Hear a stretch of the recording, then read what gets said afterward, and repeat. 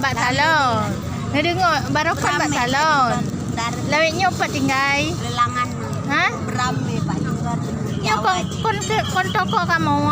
Toko ko. Lon ni Pak di Kari yang kampung Kari yang nanti. Pak kampung Kari yang nyan. Nah lewat.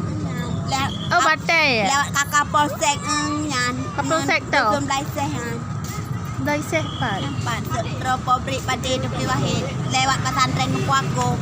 Yang ada unun jabatan nanti desa Kari. Mana nak miat pat kan kebah? Kai dua banek di. Pat ni. Nah, depan nah. Malinto ha? Ka almarhum lah kolom rojeh Don Waribe. Mana minta lain? Nah, aku minta. Nah, anak sabah lah ka SMP jadi pula kai taluk lom do ka janda lom. Oh kajan dalam. Wow. Ke. Nak jodoh dem. Minta lain lam kan. Ha?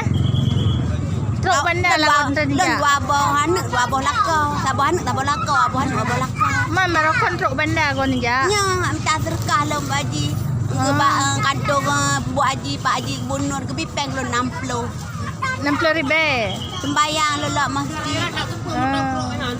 Aku serkah ke lo nya lo kojok kana hang jai kulah hai beut hang sembayang. Oh laganya. Ni lantai ya. Beramai Pak Haji Bunur dar lelangan. Beramai Pak Haji Bunur. Bagana anak. Bapa hajinya lah ke sedekah lo. Assalamualaikum Pak. Dalam je. Baik sini lift dah. Ke dalam. Mari Pak. Hah? RM5 tunjuk saya makan. Tunjuk RM5 tu. RM5 tu belum beli bah. Lo kai pulau tani yo Pak Haji. Kamu tu kredit. Pen lang Kelantan kalau ni.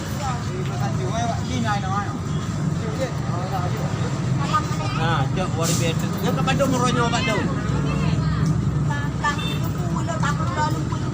Kau nak ke Bandung ke Bandung ronya? Kat RM7 ya. Kat RM7 kan? Bandung kau berdoa aman.